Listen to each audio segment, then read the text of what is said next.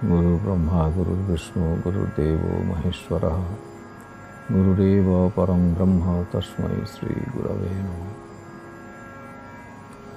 कर्पूरगौरं करुणावतारं संसारसारं भुजगेन्द्रहारं सदा वसन्तं हृदयारविन्दे भवं भवानी सहितं नमामि।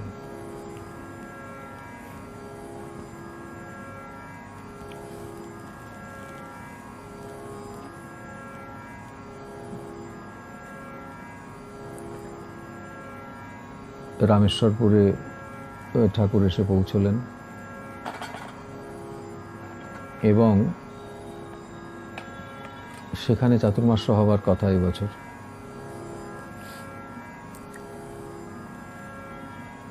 মন্বন্তর হয়েছে, দুর্ভিক্ষ, মানুষের বড় কষ্ট। গ্রাম বাংলার মানুষের তো আরো হাহাকার, অন্ন বস্ত্রের অভাব। তার মধ্যে ঠাকুর এই চাতুর্মাস্যকে উপলক্ষ করে তিনি আসলে যারা অত্যন্ত সাধারণ মানুষ তাদের কাছে তিনি তাদের অন্ন বস্ত্র হয়ে আবির্ভূত হলেন। আমরা শ্রী ভগবানের কৃষ্ণের লীলায় লক্ষ্য করি যে তিনি দ্রৌপদীর কাছে একবার অন্ন এবং একবার বস্ত্ররূপে আবির্ভূত হয়েছিলেন। দ্রৌপদী তো হচ্ছেন অধিকারী, তিনি তো কৃষ্ণের সখা, ফলত তার সঙ্গে তিনি তো পুরুষোত্তম শ্রীকৃষ্ণের সঙ্গে তিনি তো নিত্যযুক্ত।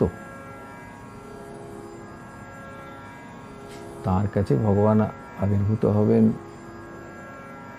এ তবু স্বাভাবিক। কাহিনী দুটি অত্যন্ত পরিচিত, আপনারা নিশ্চয়ই মনে করতে পারছেন। একবার সেই দুর্যোধন ইত্যাদি ঋষির অভিশাপ পাণ্ডবদের উপরে যদি এসে পড়ে তাহলে তাদের বেশ বড় রকমের ক্ষতি হবে, অন্য কোনোভাবে তাদের অসুবিধায় ফেলা যাচ্ছে না, এই রকম ভাবনা থেকে তারা দুর্বাসাকে বলেছিলেন যে আপনি অনুগ্রহ করে পাণ্ডবদের একবার আতিথ্য গ্রহণ করুন। তো দুর্বাসা তার অনেক শিষ্য নিয়ে এসে উপস্থিত হয়েছিলেন এবং তিনি যখন এসে পৌঁছেছেন তখন সকলের সেদিনের দুপুরবেলার যে অন্ন গ্রহণ সেটা হয়ে গেছে। এবার এমনকি দ্রৌপদীর পর্যন্ত দুপুরবেলার অন্ন গ্রহণ হয়ে গেছে। দুর্বাসা শুধু একটু সময় দিয়েছেন, আমরা স্নান করে আসছি, এসে আমরা এখানে আহারাদি করব। ঘরে কেউ নেই, পাণ্ডবেরা কেউ নেই। দ্রৌপদী তার যে একমাত্র যে শরণ, তার চরণ ধরলেন, তিনি একেবারে কৃষ্ণকে স্মরণ করলেন। ভগবান সেখানে আবির্ভূত হয়ে তিনি বললেন আমার তো ঘরে কিচ্ছু নেই, এরকম দুর্বাসা, তিনি এসে যদি আমি যদি তার আতিথ্য করতে না পারি তাহলে তো সমংশে নিধন হয়ে যাবে, এইরকম অসুবিধা। ভালো করে দেখো তো, কিচ্ছু নেই, কিচ্ছু নেই, এখন করে দেওয়ার সময়ও নেই, এবং পাণ্ডবরা কেউ বাড়িতে নেই। এই অবস্থায় সমস্ত জিনিস সংগ্রহ করে আনা এবং তারপরে প্রস্তুত করা, এবং দুর্বাসা বলেই গেছেন যে তিনি তারা সকলেই তাদের আজকে কিছুই গ্রহণ হয়নি, তারা সকলে ক্ষুধার্ত, এসেই তারা বসবেন। তখন শ্রীকৃষ্ণ বললেন, ভালো করে দেখো তো হাঁড়িতে কোথাও একটা দানা ভাত কোথাও আছে। খুব দেখে শুনে কয়েক দানা ভাত পাওয়া গেল। সেই অন্ন কৃষ্ণ মুখে নিয়ে তিনি তৃপ্তি প্রকাশ করলেন। আর ওদিকে স্নান করে উঠেই করতে করতেই অনেকের এই রকম অনুভব হলো যে তাদের একেবারে যেন পরিতৃপ্ত হয়ে আহারাদি সম্পন্ন হয়েছে। এরপরে আর যদি কেউ অন্ন গ্রহণের জন্য অনুরোধ করে তাহলে তাদের পক্ষে কিছুতেই আর সেটা গ্রহণ করা সম্ভব হবে না। তারা বুঝলেন যে এরপর যদি পাণ্ডবদের ওখানে যাই তাহলে আমরা তো কিছুই নিতে পারবো না, সেটা বড় অস্বস্তিকর পরিস্থিতি হবে। বলে এলাম, অথচ এখন আমাদের কারো আর অন্ন নেবার মতো সামর্থ্য নেই। তখন দুর্বাসা ওই স্নান করে ওই পথেই অন্যত্র চলে গেলেন। অন্যরূপেই ভগবান আবির্ভূত হলেন। আর মাতৃশক্তির আবির্ভাবের কথা তো আমরা জানি যে তিনি কতবার কতভাবে এই মাতা অন্নপূর্ণা ছাড়াও আরও বিভিন্ন যে তার যে মায়ের যে সমস্ত প্রকাশ ঘটেছিল তার মধ্যে এই ধরনের অন্যরূপে তিনি প্রকাশিত হয়েছিলেন। আর বস্ত্ররূপে তো সর্বজন বিদিত। কাজেই যে তিনি যখন ওই কৌরবদের সভায় দ্রৌপদীর কাছেই উপস্থিত হয়েছিলেন, আরে যাদের কাছে ঠাকুর এইভাবে উপস্থিত হচ্ছেন তাদের কাছে তো সেই দ্রৌপদীর যোগ্যতা নেই, কিন্তু তিনি তাদের কাছে এসেছেন। এবারের আবির্ভাব তার এইখানেই তার বৈশিষ্ট্য যে এবারে কিন্তু আর অধিকারী অনধিকারীর ভেদ নেই। এবারে কোনো শুদ্ধ ভক্ত সাধারণ ভক্তের ভেদ নেই। এবারে কোনো অন্তরঙ্গ বহিরঙ্গ ভেদ নেই। এই যে অন্তরঙ্গ বহিরঙ্গ ভেদ তার ছিল না এবারে, এই কথা আমরা শ্রী ভূমানন্দ দেবের মুখে শুনেছি, জেনেছি, এবং একবার নয় অনেকবার। তিনি নানা ঘটনা থেকে তার এই অনুভূতিকে তিনি আমাদের কাছে উপস্থাপন করেছেন। আমরাও একটু খেয়াল করলে বুঝতে পারি যে তিনি যা বলেছেন তা প্রতি অক্ষরে সত্য। তাই রামেশ্বরপুর চাতুর্মাস্য, সেখানে ওই মোহিনীদা তিনি প্রার্থনা করেছিলেন যে এখানে চাতুর্মাস্য হোক। তা ঠাকুর সেই কারণে এসেছেন। আর এই মোহিনীদার নিজের সামর্থ্য অনুপাতে যা ব্যবস্থা করা যায় তিনি সবটুকু করেছিলেন। কিন্তু মানুষের ঘরে অন্ন নেই, কাজেই 10 গ্রাম ভেঙে মানুষ এই চাতুর্মাস্য উপলক্ষে ঠাকুরের কাছে এসে উপস্থিত হতো এবং সকলে সেখানে প্রসাদ পেত। ইয়েতে শ্রী শ্রী ঠাকুরের চাতুর্মাস্য কেন, তাঁর দিব্য জীবনের এবারের তার যে লীলার বৈশিষ্ট্য হচ্ছে এই, যেখানে তিনি অবস্থান করেছেন সেখানেই অন্নসত্র চলেছে। সেই যে তাঁর পিতামহ তাঁর আবির্ভাবের সঙ্গে সঙ্গে কোষ্ঠী বিচার করে বলে দিয়েছিলেন যে ওরে মহাপুরুষ এসেছে এবং এর জন্য আমাদের ত্রিকোটি কুল উদ্ধার হয়ে যাবে। আর তিনি বলেছিলেন যে এই ছেলে নেতাগানি পড়বে। ঠাকুর বলতেন যে তা দেখ, পড়াশুনোর বিষয়ে কোনো জিনিসকেই কিন্তু কোনোদিন করেনি, অবহেলা করেনি। গুরুদেব কত বিষয়ে কত যাবৎ পড়িয়ে নিলেন, এইভাবে বলতেন। ঠাকুরের নিজের ভাষাটি এই সাধারণ আমরা যেভাবে সকলে কথা বলি সেই রকমের ছিল না। আমরা শ্রীমান মহাপ্রভুর ভাষা সম্পর্কে তো তেমন অবহিত নই। তার যারা পরিকরেরা প্রভুর লীলা চিন্তামূলক গ্রন্থ রচনা করেছেন সেটি প্রাচীন বাংলায় তো, এবং সেখানে ঠিক মহাপ্রভুর কণ্ঠই শুনতে পাচ্ছি এই রকম, কারণ ওই ভাষায় সকলে কথা বলতেন এমনটা কিন্তু সম্ভব নয়। তো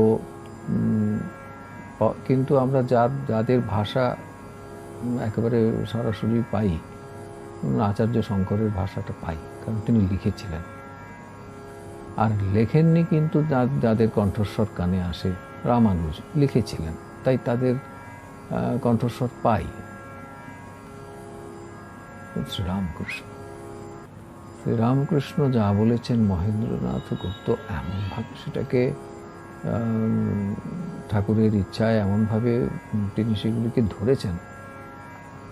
আসলে ঠাকুরই তিনি তার ওই বাংময় বিগ্রহ তিনি ধারণ করেছেন, কারণ তার যে চিন্ময় যে লৌকিক শরীর, চিন্ময় শরীর, সেটি কখনো লৌকিক হতে পারে না, কিন্তু লোকের এই সাধারণ মানুষকে কৃপা করার জন্য তিনি যেন লৌকিক এই রকমের যে শরীর যখন ধারণ করেন, সেইটির বর্তমানে যখন তিনি ছিলেন তখন কথা বলতেন, মানুষ সেই রকমভাবে মোহিত হয়ে সেই কথার মধ্যে থাকত এবং তার সেই শক্তির মধ্যে অবগাহিত হয়ে থাকত। আর এখন সেই কথার মধ্যে ঠাকুর এমন ঢুকে আছেন যে সেই কথাগুলি শোনা মাত্র আমাদের একেবারে যেন ঠাকুরের কাছে বসে আছি এবং ঠাকুরের কণ্ঠস্বর পাচ্ছি, এই রকমের অনুভূতি হয়। তো যে অতি অভক্ত সেও যদি কথামৃত পড়ে বা শোনে, তাহলে তার এই অনুভূতি হতে বাধ্য। তা যারা শ্রী শ্রী ঠাকুরের সঙ্গ করেছেন তারা জানেন যে ঠাকুরের ভাষা, শ্রীরামকৃষ্ণের ভাষা যেমন অন্য সকলে রয়েছেন পরিকরেরা আরও যারা কাছাকাছি, তাদের ঠাকুর একটা এমন ভাষায় কথা বলছেন যা অন্য কেউ বলছে না। কোথাও একটা বলে দিলেই বলে দেওয়া যাবে ঠাকুরের কথা। সেরকম শ্রী শ্রী ওঙ্কারনাথ দেবের কথাও সকলের মাঝে থাকলেও তাকে চিনতে কোনো অসুবিধা হয় না। তা বাবা সেই রকম তখন ওই ইয়েতে আছেন, কি বলে, রামেশ্বরপুরে আছেন এবং ওইভাবে তিনি অন্ন সত্র চলছে। পিতামহের কথা প্রত্যক্ষ করা যাচ্ছে উত্তরকালে। মোহিনী তার এক মরাই ধান শেষ হয়ে গেল, তাড়াতাড়ির মধ্যে শেষ হয়ে গেল। ঠাকুর নিজে সেটি খেয়াল করেছেন। তার সমস্ত দিকে এক তো মুহুর্মুহু সমাধির মধ্যে থাকেন, জগৎ সংসারের বিষয়ে তার বিন্দুমাত্র কোনো প্রকার লিপ্ততা নেই, কিন্তু তিনি যাদের মুক্ত করার জন্য, যাদের আনন্দ দেবার জন্য আবির্ভূত হয়েছেন, তাদের খুঁটিনাটি বিষয়ে তারা নিজেরা যতটুকু না জানে ঠাকুর জানতেন অনেক বেশি, এবং সে বিষয়ে সচেতন থেকে তিনি তাদের সকলকে আগলে রাখতেন, সব কিছুর ব্যবস্থা করতেন। ঠাকুর খেয়াল করেছেন যে র্যাক মরাই ধান শেষ হয়ে গেছে, এবং ঠাকুর তখন ওকে বললেন, মোহিনীদাকে বললেন, দেখ তোরা এখন আর আলাদা করে কিছু করিস না, এখন সমস্ত সবই ঠাকুরের এখানে এই এক হেসেলে হবে, তোরা সব গোটা বাড়ি পরিবার সম্পূর্ণ এসে ঠাকুরের প্রসাদ গ্রহণ কর। মোহিনীদা সেবার অধিকার চেয়েছিলেন, মানে ঠাকুর তাকে কেন্দ্র করে রামেশ্বরপুরে এসে নাম আরম্ভ করলেন। এই চাতুর্মাসে 4 মাস ব্যাপী নাম সংকীর্তন হলো। আমরা আগে দেখেছি যে চিতের মা পড়ায় রামানন্দ মঠে 9 দিন নাম হচ্ছিল, আমরা বলেছি। এবারে বলছি যে রামেশ্বরপুরে 4 মাস ব্যাপী নাম হচ্ছে। এই 4 মাস নাম করার লক্ষ্যটা হচ্ছে এই যে শুধু অন্ন বস্ত্রের ব্যবস্থা তো ঠাকুর করতেন না, সঙ্গে ভগবানকে দিতেন। যে সকলেই যে এসে মন্ত্র চাইছে এমন নয়। অনেকের হয়তো দুপুরবেলায় দুমুঠো মানে আহারের ব্যবস্থা হলে তার অনেকখানি হয়, তা সেই রকম মানুষের সংখ্যা তো প্রচুর।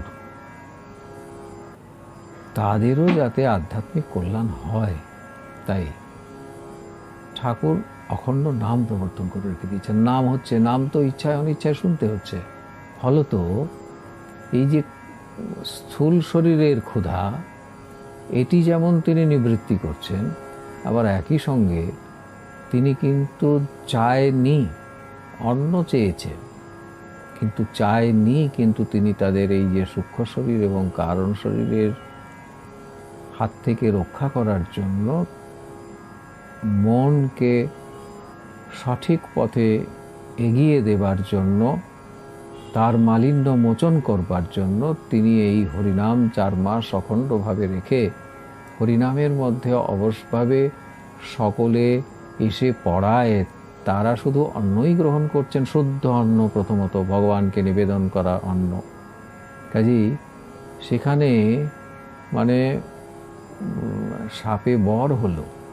সেই এলাকার মানুষ, তাদের কাছে ওই যে অত অভাব, সেই অভাব কিন্তু আসলে ভগবানের আশীর্বাদে রূপান্তরিত। কারণ তারা তখন ঠাকুরকে নিত্য দর্শন পাচ্ছে, তারা সর্বক্ষণ হরিনাম শুনতে পাচ্ছে, এবং তারা যে অন্ন গ্রহণ করছে সেটি ভগবানকে নিবেদিত অন্ন। তার থেকে যে মন তাদের উৎপন্ন হবে সেটি শুদ্ধ। সেই মন সে কিন্তু এবার ভগবানকে ডাকবার মতো উপযোগী হলো। তা তিনি তো এই জন্যই এসেছেন যে সবাইকে তিনি ভগবানকে দেবেন। তো দেখুন কত সাধারণ, মানে এইভাবে তিনি যে দিয়ে দিচ্ছেন এটা বুঝতে সাদা চোখে পারা যাচ্ছে না, কিন্তু তিনি দিচ্ছেন। এইভাবে ওখানে চাতুর্মাস্য চলছে। তখন সেখানে এই যেহেতু খুব দুর্ভিক্ষের বছর, সরকার থেকেও নানান রকমের সাহায্যের ব্যবস্থা হয়েছিল, যেমন প্রতিবার, না সবসময় হয়ে থাকে আর কি। একজন সরকারি মানুষ, তিনিও ওখানে খবর পেয়েছেন যে এখানে এরকম ঠাকুর সীতারাম দাস ওঙ্কারনাথ, তিনি এই জায়গায় রয়েছেন, নাম সংকীর্তন হচ্ছে, এবং 10 গ্রামের মানুষ ভেঙে পড়ে সেখানে কিন্তু তাদের দুবেলার যে আহারের সংস্থানটা সেটা হচ্ছে। সেইটি তিনি শুনে এসেছেন, দেখতে এসেছেন যে কি হচ্ছে। এসে তিনি দেখে খুব চমৎকৃত হয়েছেন, খুব অভিভূত হয়েছেন। কারণ ঠাকুরের তো, তিনি তো যারা সত্যি সত্যি যাদের কাছে মানে কিছু নেই, তাদের পাশে, তাদের জন্য অনেকে মানে তাদের হয়ে কথা বলার নাম করে অনেকে অনেক কিছু করেন, লেখা, বলা, দল বাঁধা, এমনকি রাজত্ব দখল করা, সব কিছুই করেন। কিন্তু সত্যি গরিব মানুষের পাশে থাকা আর হয় না। সেইটি কিন্তু ঠাকুর একেবারে আচরণের মধ্যে দিয়ে করেছেন। যাদের সামর্থ্য আছে তাদের কাছ থেকে নিয়ে তাদের তিনি সেই অধ্যাত্ম সম্পদে বলীয়ান করছেন। আর যে মানুষটির দুবেলা তার আহার্য জোটে না, তাকে প্রথমে তার অন্ন বস্ত্রের ব্যবস্থা করেছেন, সারা জীবন তাই করেছেন। তার নিজের তো কোনো ভোগ ছিল না, তার চারপাশে তার যে সেবকেরা ছিলেন তাদের পর্যন্ত একই জীবন ছিল, কারণ তিনি কোনো প্রকার বিলাসিতা পছন্দ করতেন না। এবং নিজে একটি ছোট মানে হাঁটুর ওপরে একটি মোটা লং ক্লথ, এইটুকুই তার বহির্বাস, গায়ে বড়জোর একটা চাদর, আর কিছু নেই। মাটিতে তো শুতেন একটি কম্বল পেতে। আর তার অন্ন গ্রহণ আর সে না বলাই ভালো, মানে এত কম, এত যৎ সামান্য যে সে বলার নয়। এবং সেই বৈশিষ্ট্যটিকে উল্লেখ করে পরমপূজ্য মহামহোপাধ্যায় যোগেন্দ্রনাথ তর্ক সাংখ্য বেদান্ত তীর্থ তিনি উচ্চকণ্ঠে সকলকে ডেকে ডেকে বলেছেন যে দেখো, মানুষের শরীর মাত্রই ভোগায়তন। মানুষ যখন শরীর তার সৃষ্টি হয় তখন তার সেই কর্মের, পুরনো কর্মের ফল যেটা এখন দিতে শুরু করবে, সেইটা যে শরীরে ভোগ হবে সেই শরীরটা নির্মিত হয়। সেই শরীরে তো ভোগ থাকে। কিন্তু তোমরা সকলে খেয়াল করে দেখেছো যে তিনি সীতারাম বলতেন, সীতারামের শরীরে কোনো ভোগ নেই। তার যে শরীর দেখছো সেইটি আমরা দেখছি বটে, কিন্তু তার এই শরীর নয়। তিনি আবির্ভূত হয়েছেন লোককল্যাণের জন্য, ভুবন মঙ্গলের জন্য। তিনি কিছুই গ্রহণ করেন না। যোগেন পণ্ডিত মশাই বলতেন যে তার সঙ্গে একসঙ্গে প্রসাদ নিতে বসে দেখেছি যে তিনি প্রায় কিছু গ্রহণই করলেন না। এত কম, এত অল্প, এইভাবে সাধারণ মানুষ কখনো থাকতে পারে না, তার শরীর থাকতে পারে না, এত কম তিনি গ্রহণ করেন। তো তার তো কিচ্ছু তার প্রয়োজন নেই।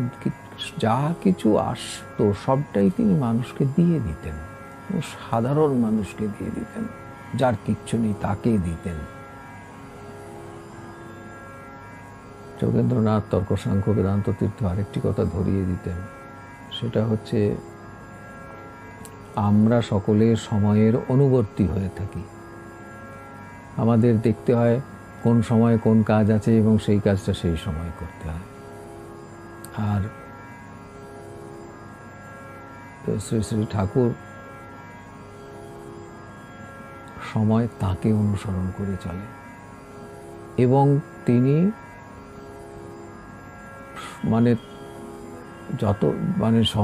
সময়টা যতক্ষণ তিনি আছেন সেই সময়ের মধ্যে তিনি সর্বদা মানুষের কল্যাণে নিযুক্ত হয়ে রয়েছেন। এ ছাড়া তার আর দ্বিতীয় কোনো কাজই নেই। তিনি অন্য কিচ্ছু করেন না, তিনি সর্বদা লোককল্যাণে নিরত রয়েছেন। যোগেন পণ্ডিত আরো অনেক কথা বলেছেন, কিন্তু এই দুটি এখানে খুব প্রাসঙ্গিক। এই চাতুর্মাস্য যেখানে করেছেন সেখানে এইরকম কোনো বাইরের সামনে থেকে স্থূলে এক রকমের আমরা শিক্ষা লাভ করি, আর সূক্ষ্মে তার যে ভুবন মঙ্গল, তার যে বিশ্বকল্যাণ তিনি সংগঠিত করেন, সে বিষয়ে অধিকারীজন যারা ভূরিদজন তারা সেটা জানতে পারেন। আর জানতে না পারলেও তার দ্বারা যে ধর্ম সংস্থাপন তা তিনি করে যান। এবারেও ঠাকুর তা করেছেন। তার সেই সরকারি মানুষটি এসেছেন এবং তিনি দেখে এইটাই বলেছিলেন যে সত্যি সত্যি সাধারণ মানুষ, গরিব মানুষের পাশে অনেকে থাকার কথা বেশ উচ্চকণ্ঠে বলে, কিন্তু এভাবে দেখতে পাওয়া যায় না। নিজে এইভাবে এত সাধারণ, সকলের সঙ্গে সকলের থেকে অতি সাধারণ পোশাকে, তার বিশ্রামের ব্যবস্থায়, তার অন্নগ্রহণের ব্যবস্থায় নিজের জন্য কোনো প্রকার আলাদা কিছু মানে রান্না হচ্ছে না, তিনি সেটা গ্রহণ করছেন না, যা হচ্ছে সকলের সমান এবং সবাইকে দিয়ে তিনি তারপরে নিচ্ছেন। অভিভূত হয়ে তিনি বললেন যে বাবা, আপনি প্রথমে এসে ঠাকুরকে বললেন যে আমার আপনার সঙ্গে কথা আছে। ঠাকুর বললেন যাও আগে প্রসাদ নিয়ে এসো, তারপর তোমার সঙ্গে কথা আছে। প্রসাদ নিয়ে যখন এলেন বললেন বাবা, আমার একটা প্রার্থনা আছে, আমি সরকারের কাজ করি এবং আমাদের দপ্তর থেকে এরকম এখন দুর্ভিক্ষের সময় অনেক কিছু দেবার ব্যবস্থা হয়েছে, মানে যেখানে যেখানে এরকম সেবামূলক কাজকর্ম চলছে সেখানে, তো আমরা আপনার এখানে কিছু চাল ডাল এই ধরনের যা এখানে প্রতিদিন দরকার হয় এই নারায়ণ সেবার জন্য পাঠিয়ে দিতে চাই, কিন্তু আমাদের একটা হিসেব দিতে হবে। ঠাকুর তাতে ওকে বললেন, এদিকে দেখুন আমাদের মোহিনীমোহন মুখোপাধ্যায়, তার কিন্তু এক মরাই ধান শেষ হয়ে গেছে, সেটি প্রভু জানেন। মোহিনীদা এসে বলেননি, তিনি জানেন এখানে চলছে।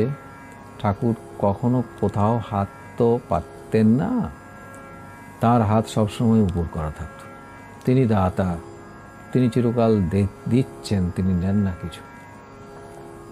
কাজেই কিন্তু যখন এখানে এই সরকারি মানুষটি এসেছেন তখন তাকে বললেন যে না বাবা, ও হিসেব নিকেশের মধ্যে সীতারাম নেই, গুরুদেবের কৃপায় বেশ চলে যাচ্ছে, কিছুরই অসুবিধা হচ্ছে না। এখন এই বলে তিনি তাকে অস্বীকার করলেন। এই যে অস্বীকার করলেন, এটা আমরা প্রথম থেকেই দেখি। ওই যখন শ্রীরামাশ্রম, তার যে গুহা খনন হয়েছিল প্রথম দিকের লীলায়, ডুমুরদহ শ্রীরামাশ্রমের গুহা খনন যখন হয়েছিল, তখন সেই গুহাতে কিছুদিন পরে আপনার ইঁদুরে মাটি কেটে করছিল, অসুবিধা তৈরি হচ্ছিল এবং সেটা ঠাকুরের শ্রী অঙ্গে পড়ছিল। তারপর বর্ষাকালে ড্যাম্প হচ্ছিল, মাটি তুলছিল ইঁদুরের, সব মিলে ওই গুহাতে বসার মতো পরিস্থিতি ছিল না। তখন ওখানে যারা সেবকরা ছিলেন তাদের মধ্যে আমাদের পরম পূজ্য, আমাদের সংঘের প্রথম আচার্য যে দুইজন, তাদের একজন, তিনি হচ্ছেন আচার্য বিমল কৃষ্ণ বিদ্যারত্ন, বিমল কৃষ্ণ চট্টোপাধ্যায়। তাঁরই সুপুত্র হচ্ছেন বর্তমান আমাদের সংঘের পরম পূজ্য সর্বাধীশ শ্রীমৎ কিঙ্কর বিঠল রামানুজি মহারাজ। তাই আচার্য বিমল কৃষ্ণ দেব তিনি তখন করজোরে প্রার্থনা করেছিলেন যে আপনি অনুমতি করুন, আমরা এখানে করি, একটা ইটের দেওয়াল তৈরি করি। যারা এই বিষয়ে এগিয়ে আসলেন, কারণ ইট যদি না দেওয়া যায় তাহলে এই ইঁদুরের সমস্যা বা এই জল ওঠার সমস্যা ইত্যাদি থাকবে। ঠাকুর অনুমতি দিলেন। যারা এগিয়ে এসেছিলেন তাদের মধ্যে তখন পরম পূজনীয় পুরঞ্জয় রায় বন্দ্যোপাধ্যায় ছিলেন। তিনি তো ঠাকুরের একেবারে আদি লীলা সঙ্গীদেরই একজন, তার চিহ্নিত পরিকর, এরা সকলে ছিলেন। এবং সনত কুমার গঙ্গোপাধ্যায় তিনি ছিলেন। তা তারা মাটি কেটেছেন, তারা ওই গুহা খননের মধ্যে ছিলেন। তারা আমাদের বলতে ভুলে যাচ্ছি, গুহা খননের সময় আমাদের পরম গুরুপুত্র পরম পূজনীয় শ্যামাশঙ্কর বিদ্যাভূষণ, শ্যামাশঙ্কর দেব, তিনি স্বয়ং সেখানে উপস্থিত ছিলেন। তারপরের পর্যায়ে এখন ইটের একটা গাঁথনি করে দেওয়ার কথা হচ্ছে। তা ঠাকুর একটি কথাই বললেন, দেখ তোরা চেষ্টা কর, কিন্তু কোনো ফান্ড করবি না। এই যে ফান্ড করবি না, ফান্ড শব্দটা ইংরেজি, ঠাকুর মাঝে মাঝে একটু একটি দুটি ইংরেজি শব্দ ব্যবহার করতেন এবং তারপরে নিজেই তা নিয়ে একটু কৌতুক করতেন। কোনো ফান্ড করবি না মানে কোথাও হাত পাতা বা সঞ্চয় করা, এটি নিজে সারা জীবন করেননি এবং এইটা করতে বারণই করেছেন। মানে তার সেই সময়ে আর কি জন্য বারণ করেছেন। আমাদের তো সেই শরণাগতি নেই।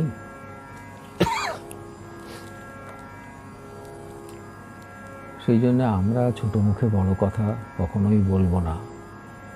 কিন্তু এটা ঠিক যে পূজনীয় সংঘের মানে প্রাক্তন সর্বাধীশ কিঙ্কর মহিমানন্দদেব মহামিলন মঠে সেদিন এমন একটা পরিস্থিতি হয়েছে যে পরের দিন কি করে ঠাকুরের ভোগ হবে তা বোঝা যাচ্ছে না। মহিমানন্দদেব কারো কাছে হাত পাতলেন না। তিনি এসে শ্যামসুন্দরের দরজায় উপস্থিত হলেন। শ্যামসুন্দরের চরণে তিনি লুটিয়ে পড়লেন, হাত জোর করে বললেন যে ঠাকুর, তোমার সেবার ব্যবস্থা তুমি করো। আসলে ঠাকুরই বলে গিয়েছিলেন এইখানে বলবি, কোনো অসুবিধা হবে না। কারণ তিনি যে সত্য ধর্ম প্রচার সাম্রাজ্য প্রতিষ্ঠা করেছেন, তিনি সম্রাট এবং সম্রাজ্ঞী রূপে শ্যামসুন্দর এবং শ্যামরানীকে নির্দেশ করে দিয়ে গেছেন আমাদের জন্য।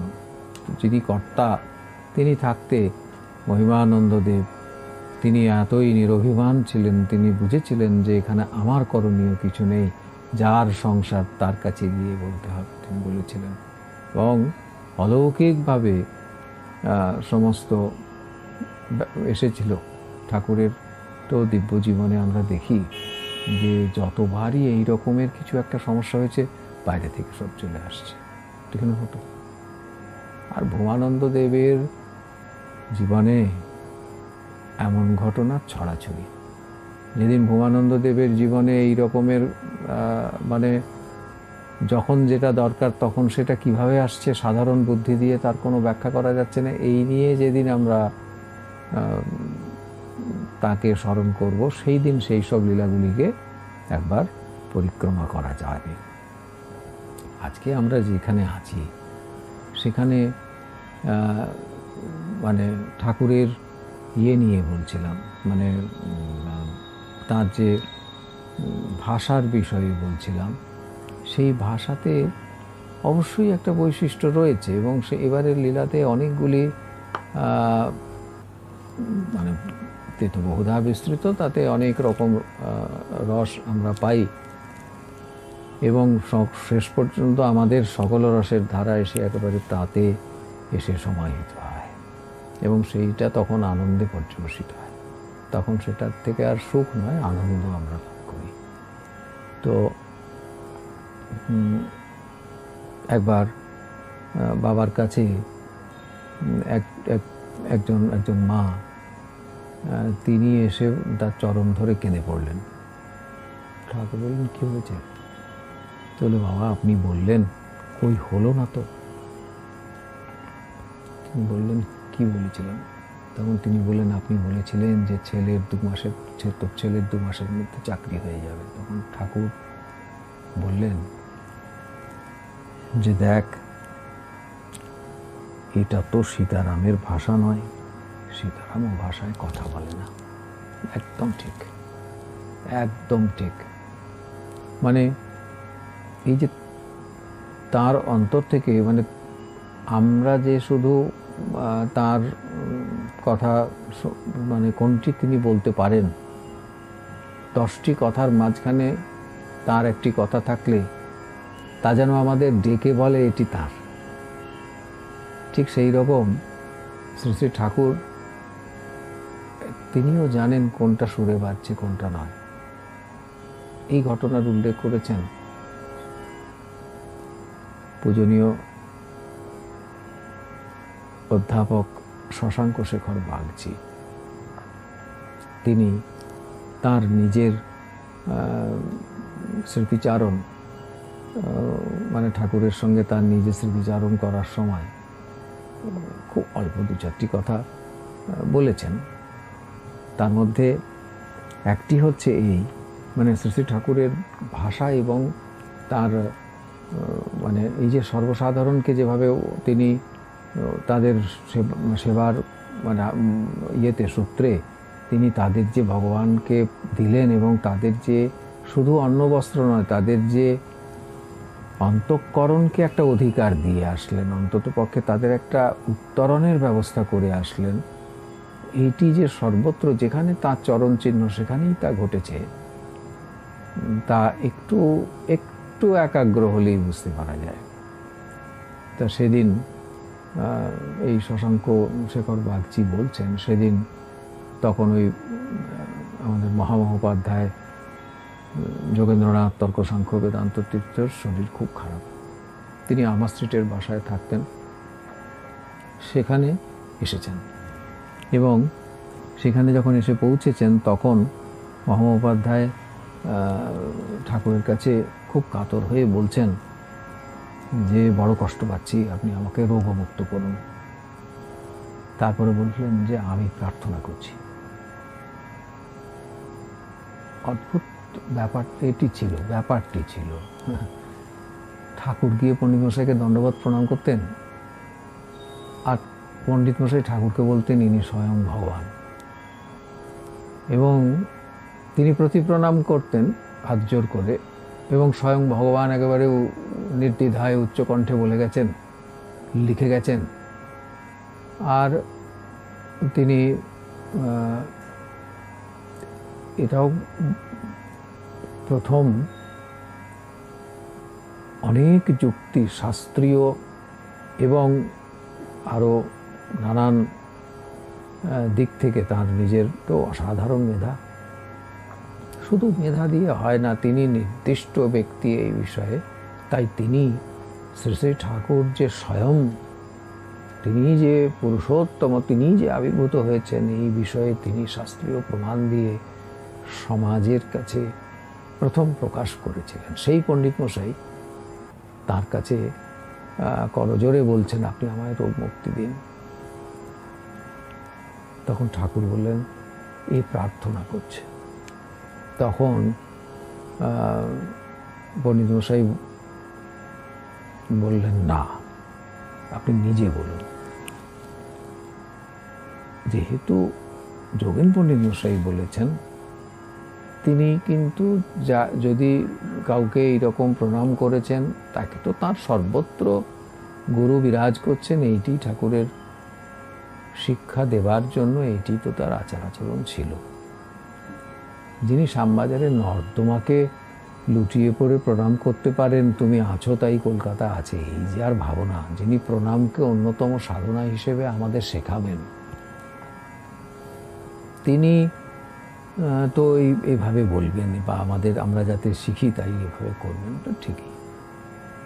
তাতে ঠাকুর কিন্তু ওই পণ্ডিত মশাইকে, যেহেতু তিনি ওই গুরুবৎ সম্মানটা করতেন, সেই জন্য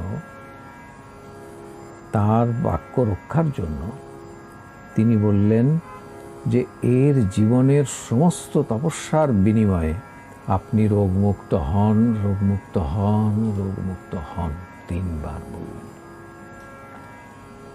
এই কথা বলেই ঠাকুর সমাধিস্থ হয়ে গেল এবং প্রায় 2 ঘন্টা ঠাকুর সমাধিস্থ হয়ে আছেন। পণ্ডিত মশাই চোখে জল, পণ্ডিত মশাই হাত জোর করে বসে আছেন। এবং সমাধি ভঙ্গের পরে ঠাকুর পণ্ডিত মশাইকে আরেকবার প্রণাম করলেন। প্রণাম করে বাক্যটি শুনুন। পণ্ডিত মশাইকে বললেন, আশীর্বাদ করুন যেন এর কথা সত্য হয়। আবার সমাধিস্থ হয়ে গেল।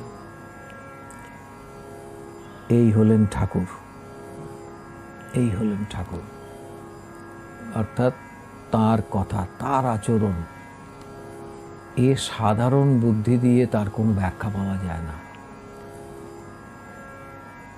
এই ঘটনাটির উল্লেখ করেছেন যোগেন পণ্ডিত মশাইয়েরই ভাইপো। তিনি প্রেসিডেন্সি কলেজে বাংলার অধ্যাপক ছিলেন, অধ্যাপক শশাঙ্ক শেখর বাগচি। তা সেই সূত্রে আমরা এই ঠাকুরের যে শিক্ষা এবং যে মানে লীলা কথা সেটি जानवर সুযোগ পেয়েছি। अब हम बाबा का और एक दूसरे प्रकार के लीला पे अब हम आएंगे।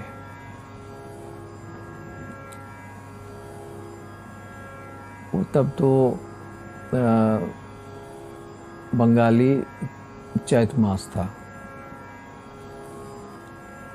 आप अंग्रेजी में देखिएगा तो 1979 उस समय बाबा श्रीनिवास पुरी धाम पे विराज रहे थे। श्रीनिवास चक्रतीर्थ पर था। सोनार गौरांग मंदिर है, उसके विपरीत थोड़ा समुद्र किनारे पहुंचने से श्रीनिवास मिलता था। अभी श्रीनिवास है नहीं, पर उस समय उदारित बहुत भारी लीला हुआ था। तो वो श्रीनिवास बाबा विराज रहे। तो एक दिन ये चैत मास में तो 28 तारीख था, बंगाली चैत मास का 28 तारीख था। हमारे श्रद्धेय गुरु भाई और हमारे अखिल भारत जय गुरु संप्रदाय संघ की जो प्राक्तन जो सुयोग्य महासचिव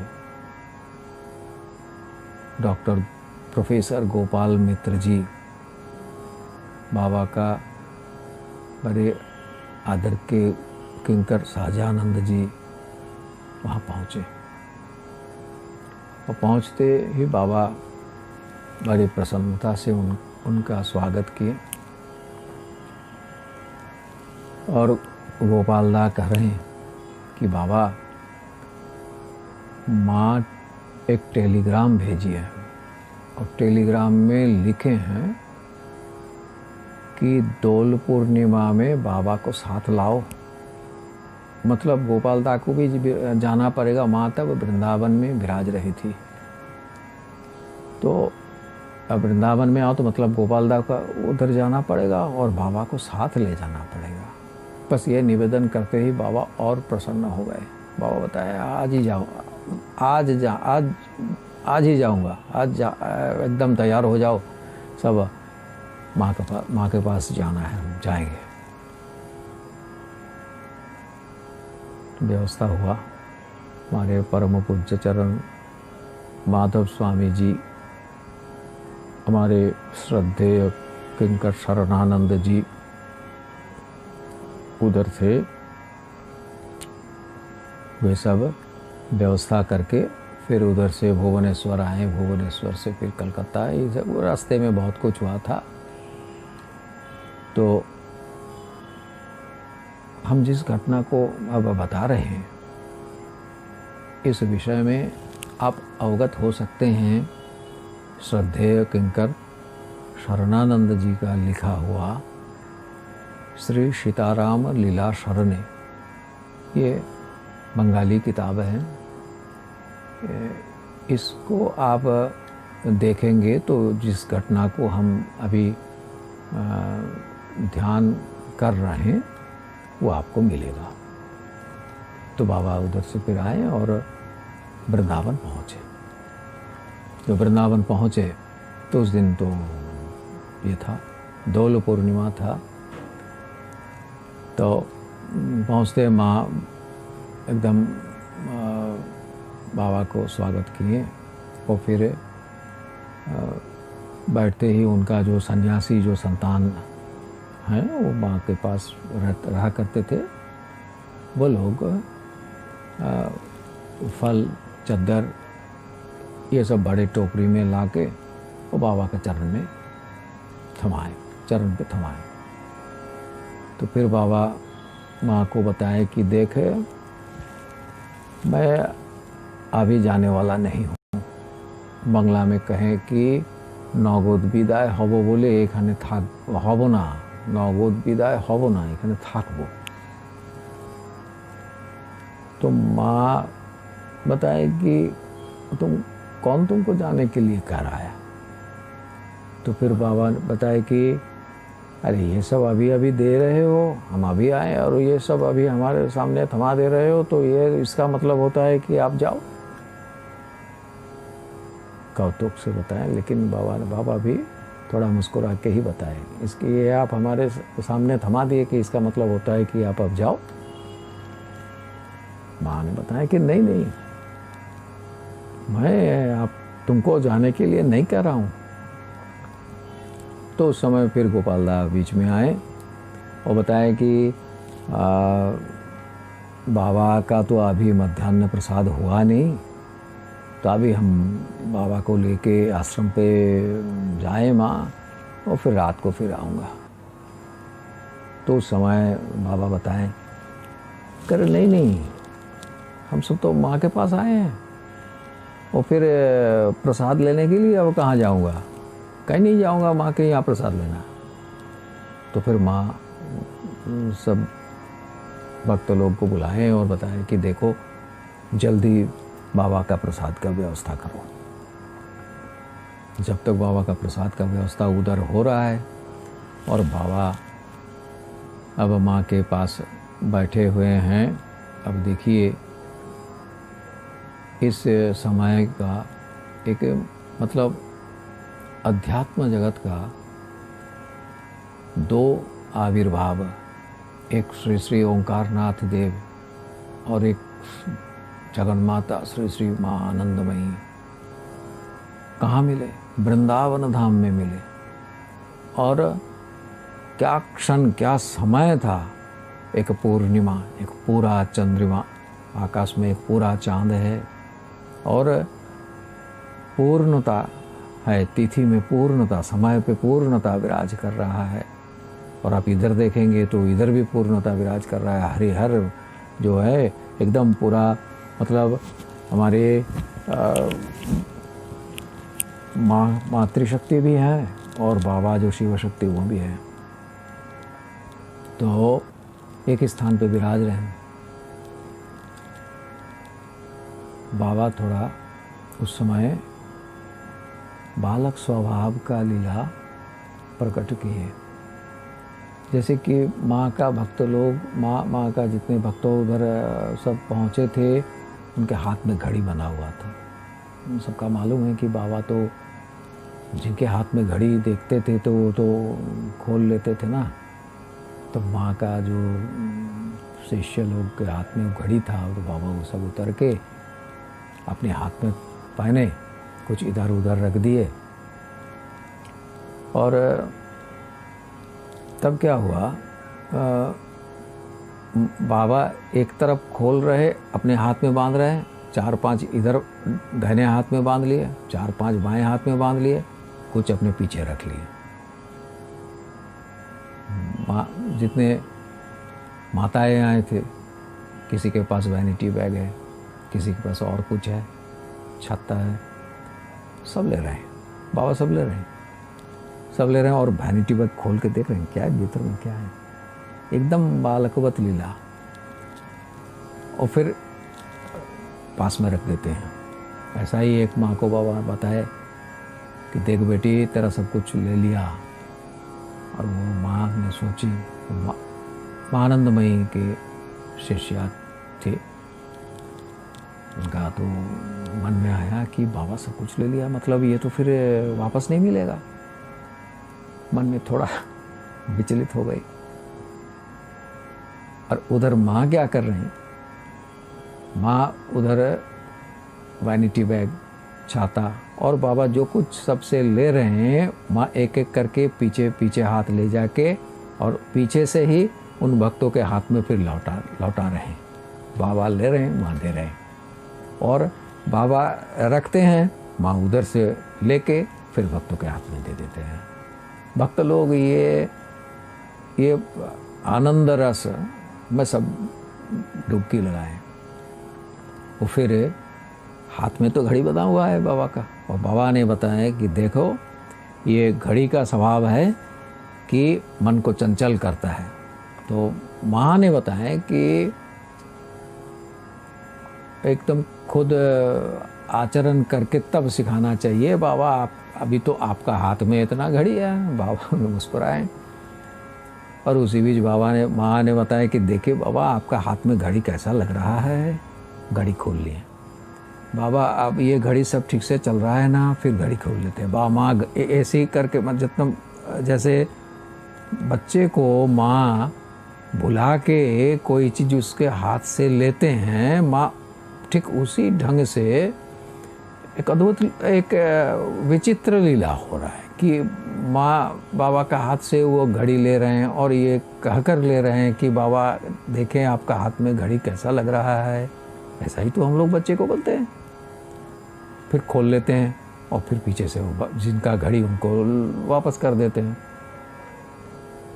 ये लीला तो कुछ देर तक चला, और भक्त लोग तो इस लीला का पूरा आस्वादन किए। फिर प्रसाद तैयार हो गया, बाबा उधर प्रसाद लिए, और फिर लौटते समय उधर वृंदावन में तो बाबा का आश्रम है। तो जो हमारे जो मातृ आश्रम है वो गोविंद घेरे के पास में, तो उधर तब हमारे जो माताएं जो वहाँ रहा करती थी सब नहीं थे, वो सब पुरी में, तब बाबा पुरी में थे, तो उधर सब माताएं सब पुरी में ही थी। तो बाबा उधर फिर पहुँचे नहीं, एक बार उधर होकर गोविंद मंदिर गए, और फिर धीर समीर यमुना तीर में जो धीर समीर बाबा का आश्रम है उधर बाबा पधारे। गोविंद राधा रानी जी को प्रणाम किए, फिर उधर से कबींद्र कुंज, ये गोपाल दादा का अपना घर है, उनका माँ वहाँ रहा करती थी। हम लोग उधर कई बार गए हैं, बाबा के साथ जाने का सौभाग्य उधर मिला था। बहुत समय उधर रहे भी। तो ये कबींद्र कुंज में बाबा का रात का जो सेवा, और रात में बाबा वहीं विराजे। और फिर दूसरे दिन तो माँ बताई थी कि बाबा फिर कल आना पड़ेगा। तो बाबा ने माँ का ये आमंत्रण स्वीकार किए थे। तो दूसरे दिन, उस दिन तो बुधवार था और 29 तारीख था, बंगाली चैत का 29 तारीख था, बुधवार। बाबा फिर उधर पहुँचे, और पहुँचने के पहले तब बाबा उधर कबींद्र कुंज में तब सुबह अपना जो है सुबह का जो काम होता है करके फिर लिख रहे हैं। एक भक्त को लिख रहे हैं कि देखो, जब भी गुरुदेव शिष्य को याद करता है तब वह शिष्य धन्य है। अगर गुरुदेव शिष्य को याद रखते हैं तो शिष्य को फिर आगे और कुछ माने ज़रूरी नहीं होता है। ये तो हमने बहुत बार देखे हैं कि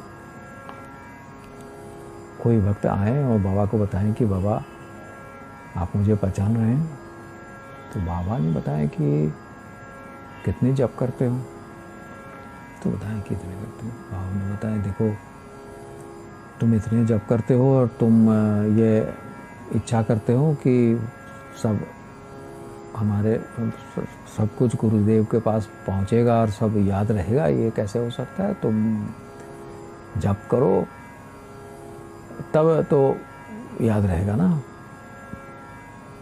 तो गुरु संग तो जप से ही सबसे अच्छा होता है।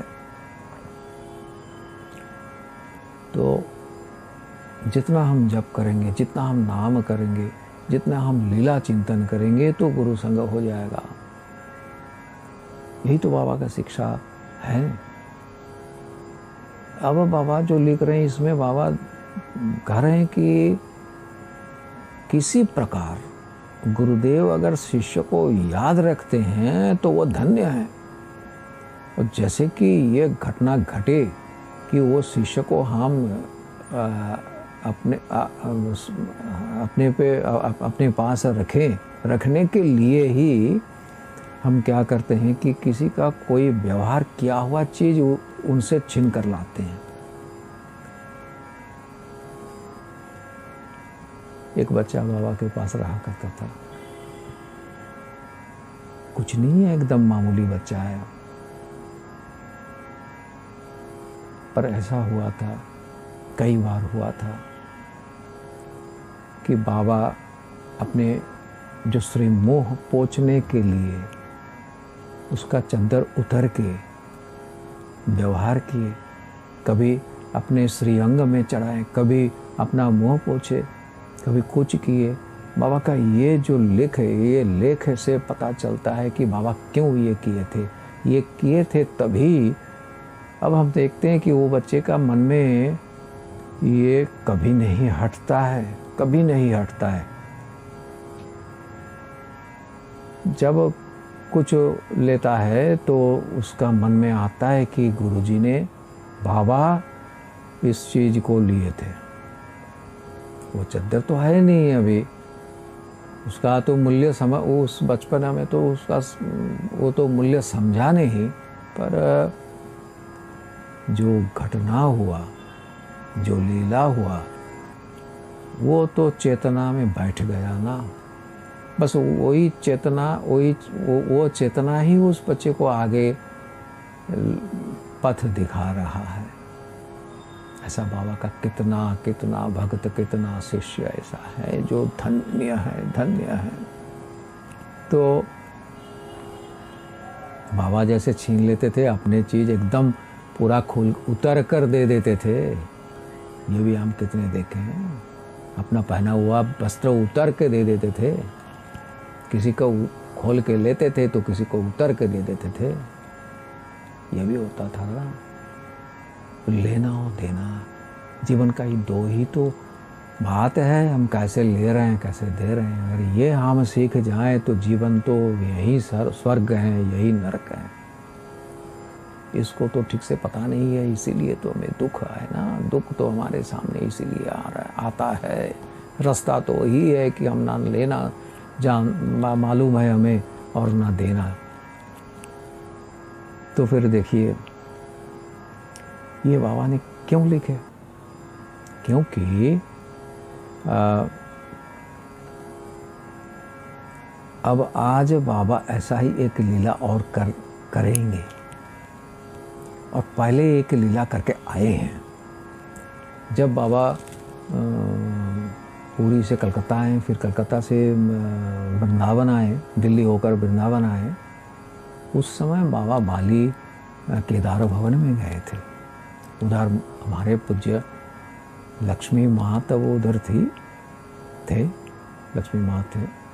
तो बाबा आते वक्त उनके जो चादर है वो उनसे उतरकर साथ में ले आए थे। तो वो चद्दर बाबा के पास आया। तो बाबा उस तरफ एक इशारा कर रहे हैं, ये ठीक बात है कि देखो कल माँ के जो चद्दर साथ लाएं, क्यों लाए कि इस चद्दर से माँ को याद आएगा। माँ को अगर याद आया, माँ के लिए तो ये सब कुछ ज़रूरी नहीं था, ये तो सिर्फ दिखाने का लीला है ना बाबा वो किए। मतलब माँ तो माँ का मन में तो बाबा हर समय विराज करते थे और बाबा भी, बाबा के पास ही तो माँ रहते थे, तो इसलिए तो कोई, लेकिन शिक्षा देने के लिए ही ये किए थे। फिर अब लीला और कैसे आगे आ रहा है देखिए। उधर से जब पहुँचे माँ के आश्रम पे, फिर कविंद्र कुंज से माँ के आश्रम सब आए, गोपाल दादा आए और हमारे माधव स्वामी जी थे, किंकर शरणानंद जी थे, सब पहुँचे। अब वृंदावन अद्भुत लीला। वृंदावन में तब माँ के उधर जो मंच बना था उस पे सब 100 जो है कि घट, उसमें सब डाब है और सब वस्त्र लगा हुआ है और श्री खोल का व्यवस्था है, तो वो भी 100 खोल का व्यवस्था है। एकदम कीर्तन, जम के कीर्तन चल रहा है वो पूरा एकदम। बाबा उधर जाके फिर माँ से जैसा होता था, बाबा नमन करते थे, माँ एकदम नमन करती थी। फिर करके जहाँ नाम हो रहा है उधर माँ और बाबा एक साथ आए। आने के बाद फिर बाबा थोड़ा धीरे धीरे झूमने लगे। कीर्तन हो रहा है, बाबा थोड़ा झूमने लगे। बाबा कितने पहले जब कीर्तन प्रचार करने के लिए बाबा नीलाचल से जो समुद्र हिमाचल नाम प्रचार करने के लिए जब बाबा आगे निशान लेकर, हाथ में करताल लेकर आगे बढ़े थे, उस समय बाबा का जो दिव्य लीला हमारे सामने आता है, उससे पता चलता है कि उस समय बाबा बहुत नृत्य करते थे। बाबा के नाम कीर्तन होता था तो बाबा एकदम पूरा, बाबा झूमते तो पूरा शिष्य भक्त लोग भी झूमते थे। ये तो एक बड़े आनंद एकदम माहौल हो जाता था, एकदम आनंद का बौछार हो जाता था। अब ऐसा है, बाबा जब नृत्य कर रहे हैं तो माँ भी नृत्य कर रही है, माँ भी झूमने लगी। अब भक्त समावेश में एक आनंद का एक माने फिर एक अद्भुत, एक क्या बताएं, जैसे हम बंगाली में कहते कि उथले उठा आनंद, ज़्यादा से भी ज़्यादा सामने आए, आनंद ही आनंद हो गया, सबके अंतर आनंद पूर्ण हो गया। और फिर अब बाबा फिर लीला हो, उधर वृंदावन लीला हो गया। बाबा अब आएंगे अपने स्थान पे, बाबा लौटेंगे, माँ के पास आए और आके बाबा बताएं कि माँ अब तो सीताराम को फिर स्थान पे लौटना है, अब तो सीताराम को अपने स्थान पर गुरुदेव का स्थान पे लौटना है। बाबा तो अपने स्थान कहते नहीं थे, बाबा तो नहीं कहते थे ना। जैसे भूमानंद देव कोई चीज़ को ये हमारा ऐसा नहीं कहते थे, वो तो बाबा का परम भक्त, परम बाबा का ही तो प्रतिरूप है ना, इसलिए नहीं कहते थे। तो बाबा तो ऐसा नहीं कहते थे ना, इसलिए तो उन्होंने भी ऐसा ही नहीं। पर ऐसा नहीं कि बाबा नहीं कहते अब हम तो इसका मतलब बाबा नहीं करते तो हम भी नहीं करेंगे, ऐसा नहीं। सहज रूप से ऐसा होता था। हम अगर किसी को ये करता है तो हम भी करेंगे, नकल करेंगे, अपराध हो जाएगा। गुरु को नकल नहीं करना चाहिए तो अपराध होता है। गुरु जो कहते हैं उसको वो करना चाहिए। अनुकरण नहीं करना चाहिए, अनुसरण करना पड़ता है। तो भवानंद जी में बाबा का ही प्रतिबिंब दिखाई देता था। तो लीला आप पास पास रख कर देखेंगे तो वही मिलेगा। अब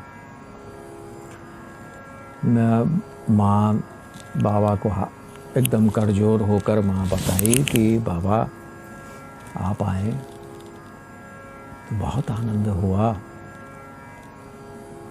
आपका आना बहुत ज़रूरी था। तो बाबा फिर धीरे धीरे आकर गाड़ी में बैठे। जब गाड़ी में बैठे तब एक 16-17 साल का एक बच्चा कहाँ से आ गए। फिर बाबा के पास जाके एकदम जोर जार कर रहे हैं कि हमको साथ में आप लीजिए, आप मुझे दीक्षा दीजिए, चेला बनाइए हमको, हम आपके साथ ही रहूँगा, मैं कहीं नहीं जाऊँगा, आप मुझे स्वीकार कीजिए। बहुत रो रहा है बच्चा। पर गाड़ी में न जगह है और बाबा तो फिर कलकत्ता पहुंचेंगे तो वृंदावन से दिल्ली जाएंगे, उतना ही तक तो गाड़ी है ना। फिर तो उधर से तो प्लेन से बाबा कलकत्ता लौटेंगे, फिर कलकत्ता से भुवनेश्वर जाएंगे, ऐसा करके बाबा पूरी आएंगे ना। तो टिकट तो बना हुआ है, कैसे बच्चे को लिया जाएगा। गोपाल दादा, गोपाल मित्र जी, माधव स्वामी जी सब मिलकर बच्चे को समझाने का कोशिश की कि देखो भाई अब ऐसा मत करो। तो फिर उधर हमारे एक गुरु भाई थे जो केरल के रहने वाले थे, शुद्धानंद जी और एक दूसरे अलग गुरु भाई थे, वो तो षटकोप स्वामी जी बाद में उनका यही रूप हुआ था, परम पूज्य त्रिदंडी स्वामी षटकोप स्वामी जी, वो तो भिन्न मूर्ति हैं। ये सिद्धानंद जी केरल के रहने वाले थे वो। तो फिर तो सिद्धानंद जी को हमारे गोपाल मित्र जी ने बताया कि दादा यहाँ पे माधव स्वामी जी भी बताएं कि इसको पूरी भेजने का व्यवस्था आप कर दीजिए। तो सिद्धानंद जी बताएं कि ठीक है, हम देख रहे हैं। पर हुआ नहीं, बच्चा रोना, बाबा चुपचाप देख रहे हैं। शरणानंद जी इधर बता रहे हैं कि बाबा चुपचाप रहकर ऐसा भाव पकड़ कर बैठे हुए हैं कि जो हो जाए हो जाए, अगर बच्चा आता है तो ठीक है। कुछ नहीं बता रहे हैं, लेकिन बाबा का एक मतलब छिपा हुआ इच्छा है कि बच्चा साथ में है रहे। क्या हुआ, बच्चे एक बार गाड़ी पे चढ़ गया, कुछ रास्ते तो आगे बढ़ा, उसके बाद फिर बच्चे को समझा बुझा के बीच में उतर दिया गया। अब देखिए, हम बता रहे थे कि और जब बाबा आए ना, बीच में हम एक बार कहना भूल गए, माँ के पास से बाबा जब लौट रहे हैं तो माँ बैठी थी और माँ के श्रीअंग में एक टॉवेल हर समय रहता था। तो वो तौलिया को बाबा खोल कर फिर अपने कंधे में रख लिए और साथ में तो माँ हंसने लगी और अच्छा जो है कपड़ा चादर लाके बाबा को बताया कि आप इससे कोई भी ले लो, आप ले लो जितना इच्छा। बाबा ने अपने जो बहिर्वास था उसको दिखा के बताया कि यह पहनते हैं, वो सब का क्या ज़रूरी है, कोई अच्छा चीज़ नहीं चाहिए। वो तौलिया बाबा लेकर आए। देखिए, लक्ष्मी माँ से चादर लाए थे, माँ से एक तौलिया लिए और फिर उधर से इस बच्चे के लिए अब बाबा का देखिए, ये दोनों तो गुरु का तो बताया ना कि गुरु अगर शिष्य को स्मरण में रखते हैं, ख्याल ध्यान में रखते हैं तो वो धन्य है।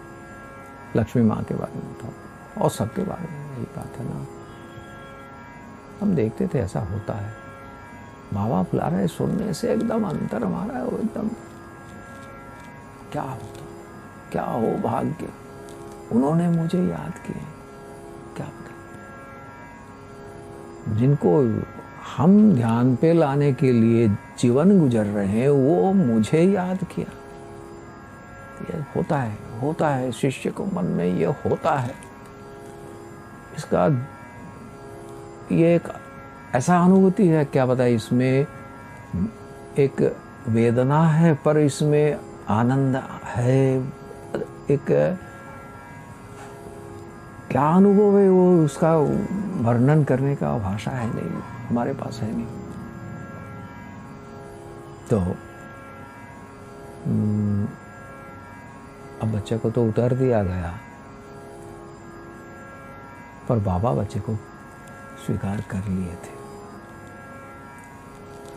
क्योंकि बाबा ने तब लिखे।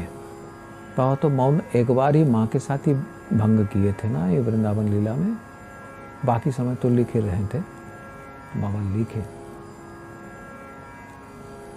कि देख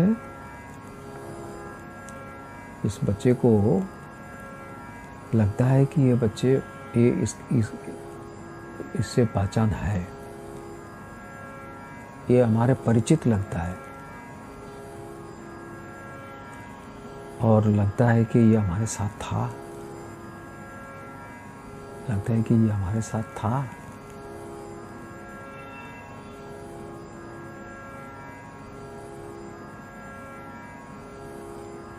और बाबा का लीला अनंत और कथा अनंत, किस लीला में कौन पास में रहता है और किसका भाग्य में कब अमृत पहुंच जाता है, हम कैसे कहें।